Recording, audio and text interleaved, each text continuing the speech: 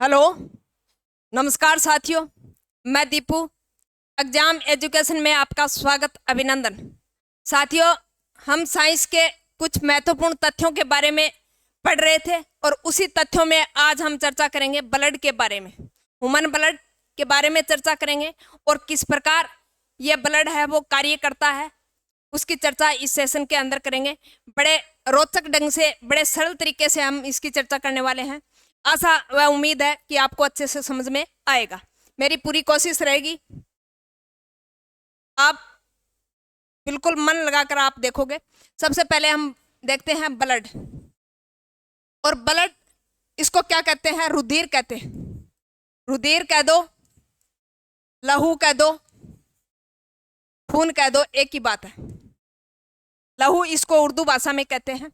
तो ब्लड, अब ब्लड के टाइप की बात करें तो एक होती है प्लाज्मा। ब्लड के अंदर क्या होती है? एक होती है प्लाज्मा और एक आती है रुधिराणु। एक क्या होती है? रुधिराणु, जिसको क्या बोलते हैं? कार्पल बोलते हैं। अब बात करें प्लाज्मा की, तो प्लाज्मा कितने परसेंट होता है? 60% होता है। कितने परसेंट? 7% भाग है ब्लड का, वो प्लाज्मा होता है, और 40% भाग है वो रुधिराणु होता है, इसको कार्पल्स बोलते हैं। अब प्लाज्मा में 60% भाग, इसके अंदर प्रोटीन होती है, कौन सी? प्रोथ्रोम्बिन और फाइब्रिनोजन। फाइब्रिनोजन ये प्रोटीन होती है। इसके अंदर क्या होता है? एंटीबॉडी होता है, एंटीबॉडी। और एंटीबॉडी, इसके अंदर क्या बनता है? सीरम। यह किस में होता है? प्लाज्मा में होता है। अब अपन बात करते हैं कि फिर आप कहोगे फिर इसमें कार्पल्स में क्या होता है? इसके अंदर होता है आरबीसी, डब्ल्यूबीसी और प्लेटलेट। आरबीसी, डब्ल्यूबीसी और प्लेटलेट। सबसे पहले ब्लड के प्लाज्मा भाग 60% होता है, रुधिराणु 40% होता है, और प्लाज्मा के अंदर 90% भाग होता है, वो किसका होता है? जल का होता है। 90% भाग किसका होता है? जल का होता है। और बाकी जो 10% भाग है वो इन चीजों का होता है।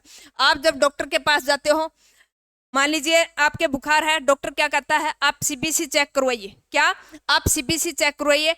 आप तुरंत लेबोरेटरी में जाते हो, लेबोरेटरी में क्या करता है? ब्लड निकालता है, और वो ब्लड निकालकर फिर क्या करता है? यानी कई स्लाइडों से गुजार कर, मशीनों से गुजार कर, फिर उससे क्या निकालता है? वो सीरम निकालता है। और सबसे पहले क्या लेता है? वेन से ब्लड लेता है। जो बारीक बारीक वेन होती है, यहाँ से क्या लेता है? ब्लड लेता है। ब्लड को फिर मशीनों द्वारा, यानी इसके अंदर से क्या निकाला जाता है? सीरम निकाला जाता है। और सीरम से फिर डब्ल्यूबीसी की संख्या जानता है, आरबीसी की संख्या जानता है, वो प्लेटलेट की संख्या जानता है, और फिर उसके हिसाब से आपकी रिपोर्ट डॉक्टर जब देखता है, और उसी के हिसाब से वो बीमारी का पता लगाता है कि आपको क्या दिक्कत है। तो यहाँ तक समझ में आया होगा। अब वो क्या देखता है, किस प्रकार देखता है, उसकी हम चर्चा थोड़ी देर बात करेंगे। तो सबसे पहले, यानी ये चीजें आप जानोगे। प्लाज्मा में 60% होता है, रुधिराणु कितना परसेंट होता है? 40% होता है। इन 40% में आरबीसी होता है, डब्ल्यूबीसी होता है, प्लेटलेट, और 99% क्या होता है? आरबीसी होता है। इसका 99% भाग किसका होता है? आरबीसी का होता है। अब देखो, एक होती है आरबीसी और एक होती है डब्ल्यूबीसी और तीसरी होती है प्लेटलेट। अब आरबीसी, इसको बोलते हैं रेड ब्लड कार्पल, जिसको लाल रुधिर कणिकाएं बोलते हैं। लाल रुधिर कणिकाएं, इसको बोलते हैं श्वेत रुधिर कणिकाएं, व्हाइट ब्लड कार्पल, इसको बोलते हैं प्लेटलेट। अब आरबीसी, आरबीसी की बात करें तो इसका जीवन काल होता है, वो कितना होता है? 120 दिन। यानी 120 दिन ब्लड आपकी बॉडी में घूमता है, और घूमने के पश्चात फिर नष्ट हो जाता है। फिर कहाँ जाता है? स्प्लीन में जाता है, जिसको आरबीसी का कब्रिस्तान बोलते हैं। क्या बोलते हैं? आरबीसी को कब्रिस्तान बोलते हैं। और इसका जीवन काल होता है वो 4 दिन होता है। क्या? 4 दिन होता है। 4 दिन के बाद पुनः फिर क्या बनती है? डब्ल्यूबीसी बनती है। और उसके बाद प्लेटलेट, ये इसका जीवन काल है वो 7 दिन होता है, और 7 दिन के बाद फिर क्या बनती है? प्लेटलेट बनती है बॉडी के अंदर। तो यहाँ तक समझ में आ गया। यानी जिनको रक्तदान करना हो तो यह सोचकर करना कि 100 20 दिन के बाद पुनः रिकवरी हो जाएगी, और वो किससे होगी? जल से। यानी लगभग 90% क्या होता है? जल होता है, और 90% किससे आपूर्ति हो जाती है? जल से। किसकी? आरबीसी की। अब बात करें डब्ल्यूबीसी की, तो इसका यानी 4 दिन बाद ही रिकवरी हो जाती है, और प्लेटलेट की 7 दिन बाद रिकवरी हो जाती है। प्लेटलेट डाउन हो गया, इसका मतलब आपको कौन सी बीमारी हो गई? डेंगू बीमारी हो गई। अब इनकी संख्या की बात कर लेते हैं, तो यह संख्या में कितनी होती है? 50 लाख। आरबीसी संख्या में कितनी होती है? 50 लाख। और डब्ल्यूबीसी की बात करें तो यह संख्या में होती है 10,000। कितनी होती है? 10,000। और इनकी बात करें तो लगभग होती है 2 लाख। प्लेटलेट कितनी होती है? 2 लाख। अगर मान लीजिए 1.5 लाख से कम अगर प्लेटलेट हो गई, इसका मतलब है डेंगू के लक्षण हो गए। और डेंगू में यानी डेंगू को एज ए स्टॉप रोकने के लिए किसका इस्तेमाल करते हैं? गिलोय के कांटे का इस्तेमाल करते हैं, यानी ताकि है प्लेटलेट डाउन और ना हो, इसके लिए तुरंत किसका उपयोग करना चाहिए? गिलोय का। और वैसे कीवी वगैरह है, पपीता वगैरह है, बकरी का दूध है, ये लेते हैं प्लेटलेट जब डाउन हो जाती है। अगर मान लीजिए ये 40,000 से कम हो जाती है, तो फिर व्यक्ति है वो गंभीर हालात में पहुंच जाता है। तो यानी ये प्रतिदिन लगभग 30,000 कम होती है। 30,000 बढ़ती है तो फिर 30,000 में, और घटती है तो भी 30,000 में। तो 30,000 घटेंगी। मान लीजिए आज आपकी प्लेटलेट 1.5 लाख है, तो कल क्या हो जाएगी? 1,20,000। फिर ऐसे ऐसे घटती घटती क्या हो जाती है? जल्दी ही कम हो जाती है। इससे क्या बढ़ जाता है? खतरा बढ़ जाता है। अब अपन बात करते हैं इनके अन्य नामों की। तो अन्य नामों की बात करें तो इसके अंदर क्या होता है, यानी डॉक्टर इसको किस नाम से जानता है? तो डॉक्टर इसको एरिथ्रोसाइट के नाम से जानता है। किसको? इसको एरिथ्रोसाइट के नाम से जानता है। एरिथ्रोसाइट, वैसे साइंस की भाषा में इसको एरिथ्रोसाइट कहते हैं, इसको ल्यूकोसाइट कहते हैं, ल्यूकोसाइट। और इसको क्या कहेंगे? थ्रोम्बोसाइट। क्या कहेंगे? थ्रोम्बोसाइट। इरिथ्रोसाइट, ल्यूकोसाइट और थ्रोम्बोसाइट। आप कहोगे कि ये तो पढ़ लिए, अब ये काम कैसे करती है बॉडी के अंदर? तो आप काम की बात करोगे तो यानी आरबीसी होती है। आरबीसी में क्या होता है? आरबीसी के अंदर एंटीबॉडी होती है। आरबीसी में क्या होती है? एंटीबॉडी होती है। अब एंटीबॉडी, और फिर डब्ल्यूबीसी के अंदर क्या होता है? डब्ल्यूबीसी के अंदर लिम्फोसाइट होता है, लिम्फोसाइट। और लिम्फोसाइट में भी कौन सा साइट? T lymphocyte. और एक होती है मोनोसाइट, टी लिम्फोसाइट और मोनोसाइट। अब उसके अंदर प्लेटलेटें होती हैं जो क्या करती हैं? रोगाणु से हमारी रक्षा करती है। अब आरबीसी के अंदर जैसे ही मान लीजिए कोई वायरस या बैक्टीरिया हमारी बॉडी के अंदर घुसा, अब बॉडी के अंदर जैसे ही घुसता है तो फिर तुरंत किसको सूचना मिलती है? आरबीसी को। और आरबीसी एकदम सतर्क हो जाती है, अवेयर हो जाती है कि बॉडी के अंदर कोई अन्य दूत की क्या हो गई है? एंट्री हो गई है। अब अन्य दूत की एंट्री में वायरस भी हो सकता है, बैक्टीरिया भी हो सकता है। यह तुरंत सूचित करता है किसको? डब्ल्यूबीसी को। किसको सूचित करता है? डब्ल्यूबीसी को सूचित करता है। और डब्ल्यूबीसी यानी यह तो सिर्फ माहौल बनाता है। यह क्या बनाता है? माहौल बनाता है, सिर्फ निगरानी रखता है कि हमारी बॉडी के अंदर कोई घुस गया है। अब यह माहौल बनाता है, जैसे ही यह माहौल बनाता है तो यह सूचना किसके पास पहुंचती है? डब्ल्यूबीसी के पास पहुंचती है। और डब्ल्यूबीसी फिर क्या करती है? इस पे अटैक करती है। क्या? जो वायरस घुसा है उस पे क्या करती है? डब्ल्यूबीसी अटैक करती है। और अटैक में भी कौन सी? Lymphocyte, T lymphocyte. और टी लिम्फोसाइट वायरस या बैक्टीरिया को क्या करती है? मारती है। और मारने के बाद ये भक्षण कौन करेगी? मोनोसाइट। तो मोनोसाइट क्या है? यानी इसके अंदर हीरो है। क्या? इसके अंदर हीरो है। यह सिर्फ और सिर्फ क्या करेगा? यानी खाने का काम करेगा। यह नेतागिरी का काम करता है, एज ए नेता के रूप में काम करता है मोनोसाइट। और वैसे भी आकार में ये बड़ी होती है। क्या? आकार में बड़ी होती है। तो यह सिर्फ अवेयर करता है कि बॉडी के अंदर कोई ऐसा जीव घुस गया जो क्या करता है? बॉडी को नुकसान पहुंचा सकता है। फिर यह क्या करता है? यानी तुरंत क्या करता है, लिम्फोसाइट के पास जाता है और लिम्फोसाइट तुरंत इसको क्या करती है, फिर मारती है। और उसके बाद यानी अगर बॉडी के अंदर घुस गया तो काम जागरूक करने का काम आरबीसी का, और फिर मारने का काम किसका होता है, लिम्फोसाइट टी का। और आपने सुना होगा जब एड्स होता है, एचआईवी वायरस होता है, तो सबसे पहले किसको खत्म करता है, लिम्फोसाइट को ही खत्म करता है, जिससे उसका पूरी बॉडी पे प्रभावी रूप से नियंत्रण हो जाए। और इसकी कोई दवा नहीं है। तो हमारी बॉडी की रक्षा कौन करता है, टी लिम्फोसाइट। यानी बैक्टीरिया वायरस को मारने का काम किसका होता है, लिम्फोसाइट का, और उसको भक्षण करने का काम किसका होता है, मोनोसाइट सेल का होता है। और प्लेटलेट क्या करती है, यानी ये रोगाणु से लड़ने की क्षमता, यानी रोगाणु से लड़ने की क्षमता कौन बनाती है, ये प्लेटलेट बनाती है। कौन बनाती है, प्लेटलेट। तो सबसे पहले बॉडी के अंदर कोई विषाणु या बैक्टीरिया घुसता है तो आरबीसी को सूचना होती है। आरबीसी तुरंत सूचना किसको देती है, डब्ल्यूबीसी को देती है। और डब्ल्यूबीसी तुरंत किसके पास जाती है, मोनोसाइट के पास जाती है। और मोनोसाइट तुरंत उस पर आक्रमण करके क्या कर देती है, खत्म कर देती है। तो यह काम होता है आरबीसी, डब्ल्यूबीसी और प्लेटलेट का। अब अपन बात करते हैं ब्लड ग्रुप का। किसकी चर्चा करेंगे, ब्लड ग्रुप की। और ब्लड ग्रुप में सबसे पहले लैंडस्टीनर और विनर ने मकाकारेसिस बंदर में किसकी खोज की थी, आरएच फैक्टर की। किसकी खोज की थी, आरएच फैक्टर की। अब ब्लड ग्रुप कितने प्रकार का होता है, 4 प्रकार का होता है। इसमें ए होता है, बी होता है, ए बी होता है और ओ होता है। ए बी और ओ, ये 4 प्रकार के ब्लड ग्रुप होते हैं। ये क्या होता है, सर्वग्राही होता है, सर्वग्राही होता है। और ये क्या होता है, यूनिवर्सल डोनर यानी सर्वदाता होता है। सर्वदाता ओ और सर्वग्राही ए बी। तो खून चूसने का काम किसका होता है, ए बी का होता है। और खून दान करने का काम किसका होता है, ओ का होता है। किसका होता है, ओ का। अब आप कहोगे इसका पता कैसे लगाएंगे, भी हमें भी पता होना चाहिए कि इसका पता कैसे लगाते हैं।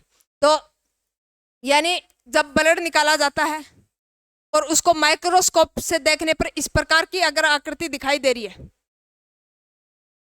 आपका ब्लड निकालने के बाद उस स्लाइड पे रखते हैं। स्लाइड पे रखने के बाद किससे देखते हैं, माइक्रोस्कोप से देखते हैं। और माइक्रोस्कोप से देखने पर अगर ऐसी आकृति नजर आ रही है, इसका मतलब कौन सा ब्लड ग्रुप है, ए। कौन सा ब्लड ग्रुप है, ए। अगर मान लीजिए इस प्रकार की आकृति दिखाई दे रही है और इस प्रकार की भी आकृति दिखाई दे रही है, स्लाइड में माइक्रोस्कोप से देखने से इस प्रकार की आकृति और इस प्रकार की यानी दोनों ही आकृतियां दिखाई दे रही है, इसका मतलब कौन सा ब्लड ग्रुप है, ए बी ब्लड ग्रुप है। कौन सा, ए बी। और अगर मान लीजिए इस प्रकार की आकृति दिखाई दे रही है, इसका मतलब कौन सा ब्लड ग्रुप है, बी। कौन सा ब्लड ग्रुप है, बी। अगर मान लीजिए किसी भी प्रकार की कोई आकृति नहीं दिखाई दे रही, इसका मतलब कौन सा ब्लड ग्रुप है, ओ। कौन सा ब्लड ग्रुप है, ओ। अब अपन बात करते हैं कि फिर एंटीजन किस हिसाब से देखते हैं। तो इस प्रकार यानी इस प्रकार की अगर संरचना नजर आ रही है, इसका मतलब कौन सा एंटीजन है, तो बी एंटीजन है। ए के अंदर कौन सा अपोजिट एंटीजन होता है, बी। और ए बी के अंदर कौन सा एंटीजन, यानी ए बी के अंदर किसी भी प्रकार का कोई एंटीजन नहीं होता। अब बी की बात करें तो बी में यानी अंदर आकृति है वो अंदर दसी होती है, आकृति है वो अंदर दसी होती है।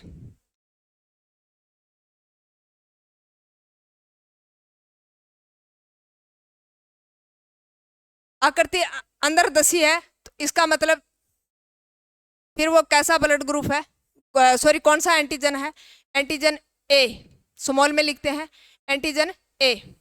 और इसके अंदर ओ के अंदर क्या नहीं होता, एंटीजन अनुपस्थित होता है, एंटीजन अनुपस्थित होता है। तो अपोजिट याद रखोगे, अगर ए एंटीजन है तो उसके अंदर एंटीबॉडी कौन सी होगी, बी होगी। अगर बी ग्रुप है तो उसके अंदर एंटीजन कौन सा होगा, सॉरी एंटीबॉडी कौन सी होगी, बी है तो उसके पास ए होगी। और ए बी है तो उसके पास यानी ए बी के पास एंटीजन क्या होता है, एंटीबॉडी अनुपस्थित होती है, और ओ के पास क्या होती है, एंटीजन ए बी होता है। क्या, एंटीजन ए बी होता है। देखो इस प्रकार,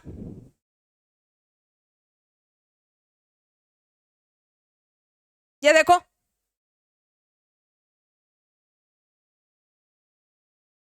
ए है, ब्लड ग्रुप ए है, ब्लड ग्रुप कौन सा है, ए है, और एंटीजन भी कौन सा है, ए है, तो उसके पास एंटीबॉडी कौन सी होगी, एंटीबॉडी बी होगी। क्या होगी, एंटीबॉडी बी होगी, एंटीबॉडी बी होगी। अगर मान लीजिए बी है एंटीजन तो एंटीबॉडी कौन सी होगी, ए, यानी जो ब्लड ग्रुप है उसका बिल्कुल अपोजिट कर दो। क्या, जो ब्लड ग्रुप है उसका बिल्कुल अपोजिट कर दो, वही क्या होती है, एंटीबॉडी होती है। तो ए बी जिसके पास एंटीजन ग्रुप भी ए बी और एंटीजन भी ए बी, यानी ब्लड ग्रुप बोल दो एंटीजन बोल दो, एक ही बात है। जो ब्लड ग्रुप है वही क्या है, एंटीजन है। अब एंटीजन है उसका अपोजिट कर दो, वो क्या होगा, क्या होगा, एंटीबॉडी होगा। तो ए है उसके पास बी एंटीजन, बी है उसके पास ए एंटीजन, ए बी है उसके पास कोई भी एंटीबॉडी नहीं है। क्या, ए बी ग्रुप के पास किसी भी प्रकार की एंटीबॉडी नहीं है।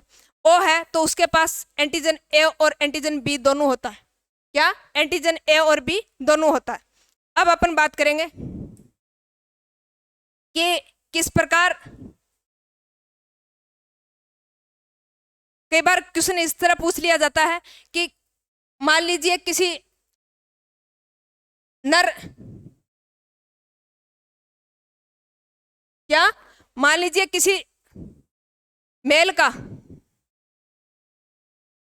का ब्लड ग्रुप ए है और फीमेल का भी ब्लड ग्रुप क्या है, ए है, तो उससे होने वाली संतान कौन से ग्रुप की होगी, इस प्रकार के क्वेश्चन पूछे जाते हैं।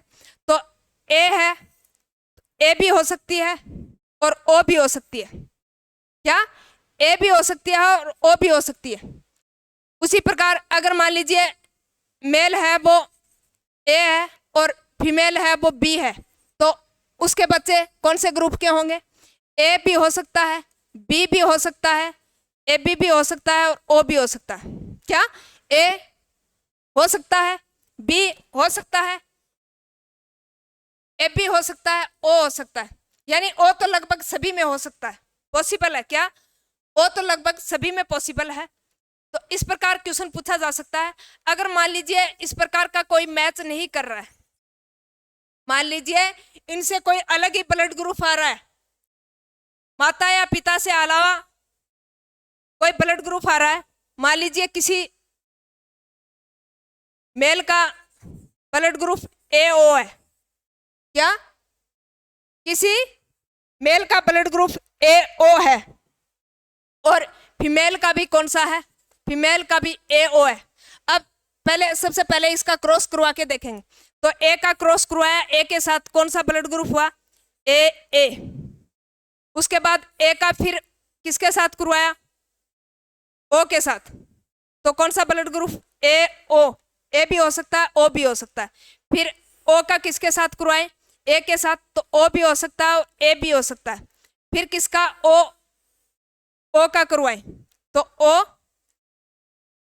ब्लड ग्रुप हो सकता है। तो यानी ये कितने परसेंट, 75% किसके चांस हो गए, इस ब्लड ग्रुप के, ए ब्लड ग्रुप के 75% चांस हो गए। कौन से परसेंट, 75% किसके चांस हो गए, ए ब्लड ग्रुप के, और ओ के कितने परसेंट चांस, 25% चांस। अब मान लीजिए इसके अलावा ही कोई ब्लड ग्रुप आ रहा है, कौन सा ब्लड ग्रुप पॉसिबल नहीं हो सकता, तो बी नहीं हो सकता और ए भी नहीं हो सकता। कौन सा ब्लड ग्रुप नहीं हो सकता, यानी ए हो सकता है, ओ हो सकता है, can't be possible, can't be possible, बी नहीं हो सकता, ए भी नहीं हो सकता। अगर मान लीजिए किसी का यह ब्लड ग्रुप आ रहा है, इसका मतलब कोई दाल में काला है। क्या, कोई दाल में काला है, फिर क्या करवाना चाहिए, चेक करवाना चाहिए, उसे पता चलेगा कि यह किसी पड़ोसी का बच्चा तो नहीं है। क्या, किसी पड़ोसी का बच्चा नहीं है, तो आप अपना अपना ब्लड ग्रुप आपको पता होना चाहिए, अपने माँ पिता का क्या है, माता का क्या है। अगर मान लीजिए आपका डिफरेंस ब्लड ग्रुप आ रहा है तो इसका मतलब है क्या हो सकता है, कुछ गड़बड़ हो सकती है। क्या, कुछ गड़बड़ हो सकती है। तो यह था ब्लड ग्रुप लगाने का पता, और किस प्रकार ब्लड ग्रुप कौन से ब्लड ग्रुप वाला व्यक्ति कौन से ब्लड ग्रुप वाले व्यक्ति को दान कर सकता है, यानी जिसके एंटीजन एंटीबॉडी मैच कर रहे हैं, उस हिसाब से वो क्या कर सकता है, ब्लड डोनेट कर सकता है। तो सर्वग्राही ए बी और सर्वदाता कौन सा होता है, ओ। और 4 ग्रुप होते हैं, और जो एंटीजन होता है उसके विपरीत क्या होगी, उसकी एंटीबॉडी होगी। तो धन्यवाद साथियों, सेशन कैसा लगा कमेंट बॉक्स में जरूर बताना। धन्यवाद।